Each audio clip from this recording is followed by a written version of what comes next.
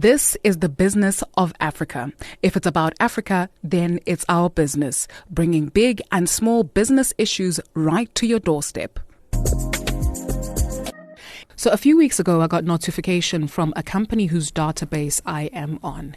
It wasn't all that good news. They had notified their clients that they experienced a security breach, meaning a third party unknown to them gained unauthorized access to their systems using a user account. So South Africa has a piece of legislation known as the Protection of Personal Information Act, also known as POPIA. In the event of data breaches, businesses must notify affected clients or parties of the compromise. That's one of the provisions of POPIA.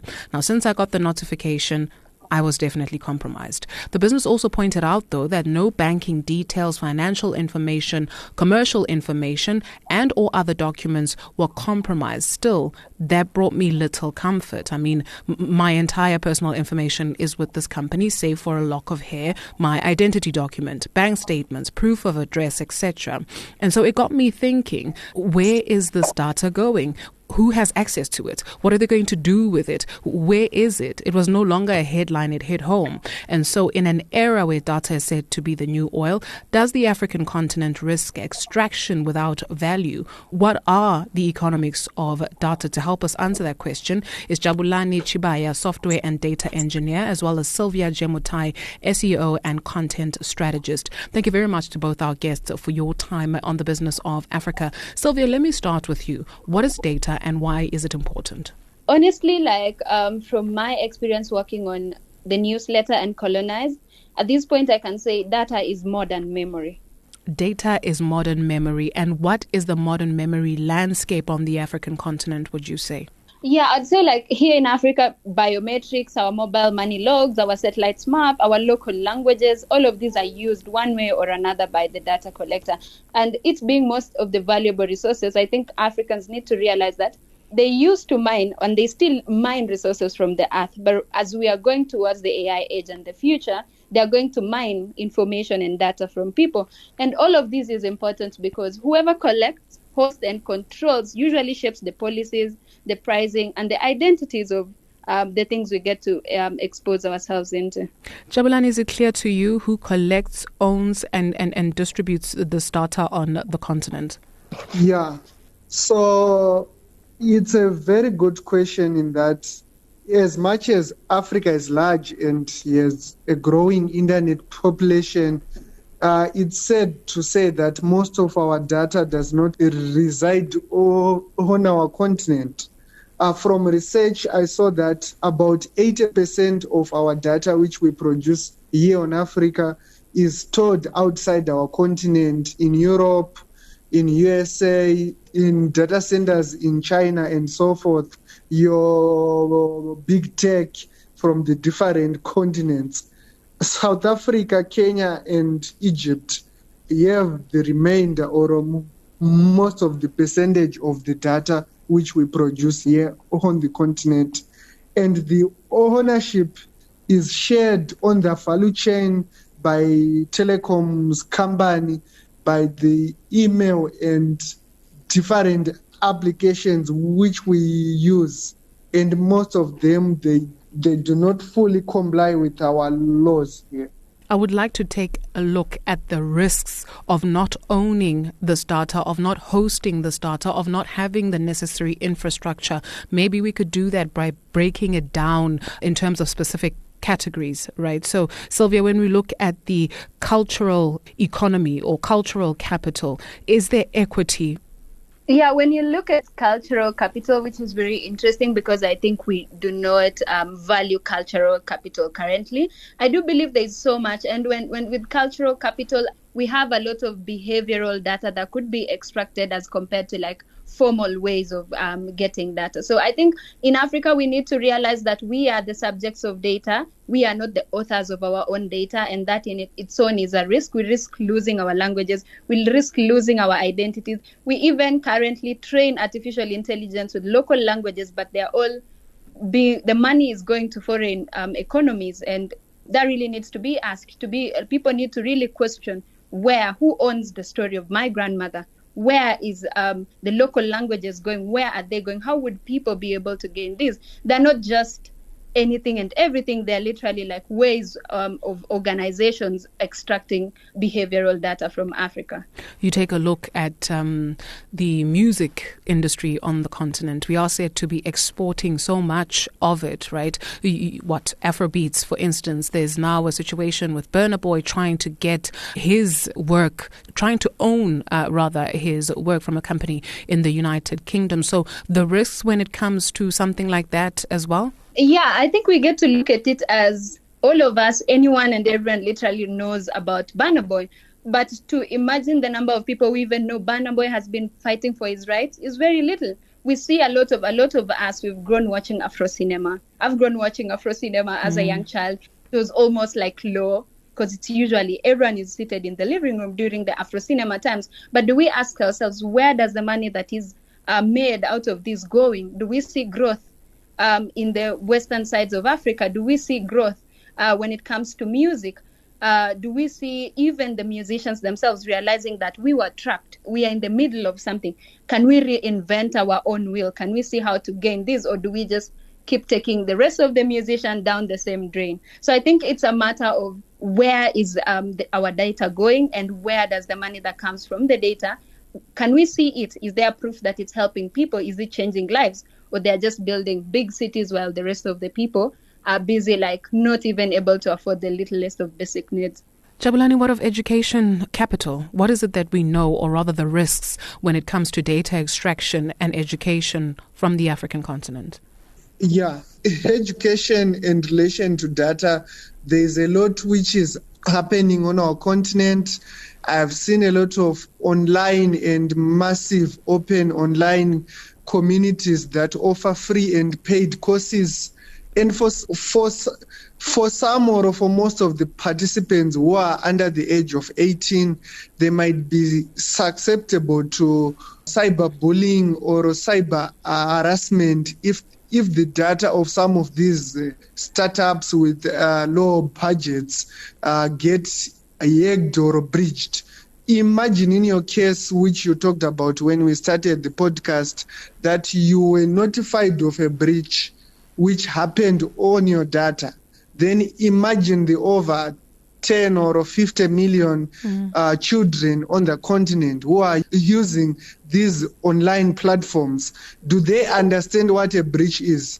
If they get an email in their Gmail that they've been breached, do they understand the risk or extend to it? So I think an identity or a part of the privacy of the participants of education or edutech online will be compromised to some extent, since there is a lot which goes on when one does something online, be it commerce, education, research, or entertainment.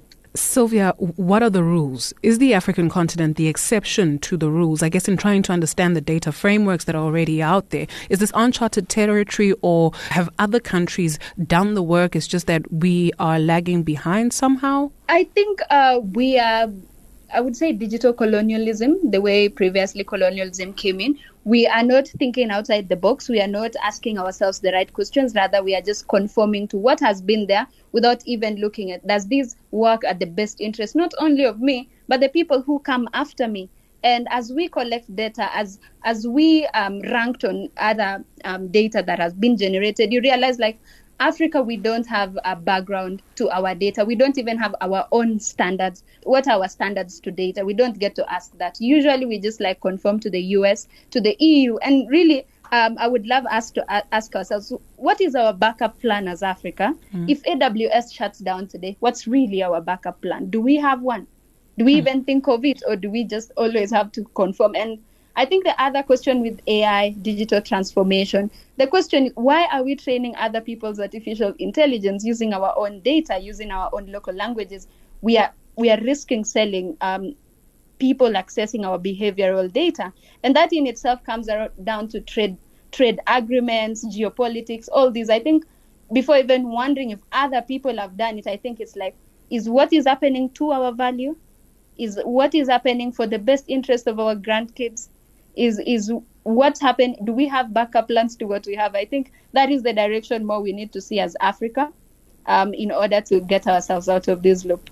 Jabulani, then you have another category, minerals or resources, right? You recently held a training where you were looking at artificial intelligence and how it intersects with the logistics industry on the continent. What is it that we find where that is concerned? Already there's a big conversation that has been going on for decades, if not centuries, on the African continent in terms of extraction of minerals. But now you have the introduction of big data and minerals. What are we seeing there, and what are the risks? Yeah. So I think the risk would speak to sovereignty and our ability to quantify and stand our grounds on foreign direct investments. Like if you see in mining that most of the big players in mining, they are foreign, they bring money, they bring equipment, they bring expertise. And we have carried on a legacy where most African countries are former colonies, and most of the surveying which was done even before the AI and big data was done and was not fully shared when these countries got independence. And now we are in a digital and artificial intelligence era. And these big giants are coming and getting a bargain on mineral concessions, on permits, on FDI. They have a say in that. They bring capital, equipment, and technical expertise. But the thing now is we are going to the table without knowing fully what is beneath our ground. Imagine an investor or a miner from continent like America, Europe, or China. They have satellites, they have ricochet technology. They can just come and take a few samples, go to their labs, do sequencing analysis of it, then come back and say, I will pay 20 million for this, when the actual value of the mineral or the proceeds is $1 billion. So it means our communities won't fully develop, because everything which happens today, be it in mining, logistics, research, and R&D, it builds on data. So if you don't have the data and understanding of the land you are farming on, you are mining on, you are likely not to get the full value of it, and you are likely to agree to terms that won't benefit you as a country, company, or the recipient of FDI and dealing with these people who might have superior technology and understanding. So what I'm hearing essentially also is that there is an economy to data, and if we don't get it right, we risk being left outside, or we risk being exploited once again. In terms of legislation, which countries are getting it right on the continent, for lack of a better expression, more so when you use the word right, quote unquote, Jabulani? I wouldn't say right, because progress is uneven, and countries, they have different landscape and ways of adopting technology or developing. But I feel like South Africa, through Popia, and Ghana, Nigeria, Kenya, and of late Zimbabwe, they have managed to come up with some data protection acts that are forming the base to safeguard their people, their companies, and how the whole ecosystem is regulated. You'd see that there's some complexity in that. There is some development which happens on the money or the fintech side, which the respective central banks would aid in also trying to manage. Then there is the telecom side and the technology side that speaks mainly to over-the-top services like WhatsApp, or your entertainment platforms like search engine or YouTube or Spotify. So I think these countries are still discovering and finding a balance between regulation, innovation, and compliance. In enters, Sylvia, the issue of ethics and data. What is your understanding, at least? When it comes to ethics, I think us understanding how our data, like currently we don't have control of our data. We don't know how the data centers where our data is. So we don't have an upper hand. We don't have strength in terms of like even asking questions. But if we are able to host our own data, we are able to control it. We are able to work on ethical practices that would guide it. But if other people keep hosting it, then we don't have control. That's really my opinion. I think when it comes to ethical issues, when it comes to data, if you don't host it, you can't control it. So we have to bring the control home. We have to understand who collects data, how that data is used. We have to understand what are the security breaches that could come up and what can be done around that. But it all comes down to who hosts it. So if we host it, at least we can have leverage. We can have a way of even surviving data breaches when they happen. But when we don't even know who has access, who did what, where did the information go. We just stay in the dark knowing maybe it didn't go, maybe we didn't lose that. But we can't be really sure. Yeah. And we have capacity to host it, Sylvia. Honestly, I'm looking at Rwanda and their work on the data centers they've been working on. I think that's a good start. But I think we can host it. We have the infrastructure to host it. It's just like we need to audit. How do we spend? How is Africa? Where is Africa's financing the capital going? Once we have clarity on that, I think collaboration between countries and building up more data centers like what Rwanda has been doing would really help us. Jabulani, now we are entering into solutions. Sort of as Sylvia answers that question, it leads us perfectly to finding solutions. That we are speaking to the two of you who are doing immense work in this field only speaks to how many more other people are doing immense work in this field. What is the solution? Are we speaking in silos? Is there a lack of understanding more so when we speak of national governments around this issue? What needs to be done? Yeah, I think what needs to be done right now for Africa is we fully understand our problem. We have a lot of legislation and frameworks from a legal and policy point of view that are being thrown in the fryer. But what we need more is investment in entrepreneurship, because entrepreneurship is the one which is going to unlock value and implement most of these solutions. We need to be pragmatic, be it on the hardware, software, or innovation around our data ecosystems and so forth. We can wish or say we want to own our data, we want to store it, or we want to do this and that. But as it stands, there's an infrastructure and a skills gap. To close this gap, we have to tap into the strength of what we are currently good at. I don't want to lie to you. In the short term, we are not going to have capacity to store all of the information or process it. But let's start by at least embracing an ownership mindset where we don't just use without understanding all the products which are coming outside the continent, but we approach this thing with a mindset where we start to contribute to open source software development and adoption.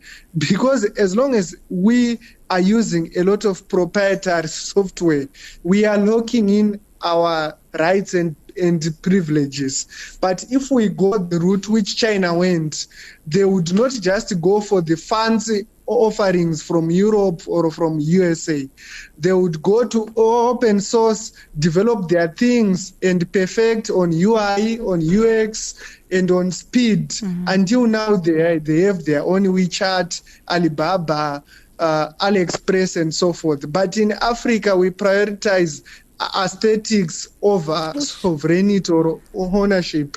So I think we have to have that Africa pride as we are in May and we commemorate Africa Day on 25 May. May it not be that a day we just eat our gourmet cuisines from Africa, or we wear our perfect clothes that show our identity. But we also speak this through funding our own startups and entrepreneurs that will make things that suits our environment and are unique to us. Sylvia, the very same question to you, please. You did mention the likes of Rwanda, I guess, in terms of looking for best practice on the continent. But what are the solutions? I think it can, especially on the conversations even on ethics. I think if we have an ethics council, which has African scholars and not just like advisors from abroad who bring their own models, that could be a good way to work around that. And then also I was thinking narrative licensing models. So looking at our languages, our cultures, a lot of this is being fed into AI, is being fed into all these things. And it doesn't seem that there's a way where we get to protect, we get to govern how these information is distributed. So I think we should have more narrative licensing models where our language, our oral systems are IP. And then also I think the other thing is like we have the African Free Trade Organization and the African Union. I think if these organizations could create a Pan-African cloud infrastructure, get to define our standards and all, because I believe with our young population and with the right harnessment of data, with the right use of data, we could do so much. We could feed the world. We could fund our future. So, yeah, I think we should look more inside and get rid of the Western, the outside mind so that we can think clearly. And with clarity, if we have African scholars on boards and who have clarity of cultures, who know the value of culture is capital, we'll be able to come up with systems, we'll be able to come up with rules, we'll be able to come up with models that would protect what we have. Even if it's used out there, given that we have Africans across the world, at least we know to what extent. Yeah, because it is said that in 2050, 1 in 4, 1 in 5 people will be African. And so what does that mean more so if we do not get involved in data harvesting, in data ownership, in data direction on the continent? Thank you very much to both our guests for a very enriching conversation. Sylvia Jemutai, SEO and content strategist, as well as Jabulani Chibaya, software and data engineer. Thank you very much for tuning in to the Business of Africa podcast, where we bring big and small business issues right to your doorstep. You'll hear from us again in the next fortnight, God willing. Bahaichu, Bula.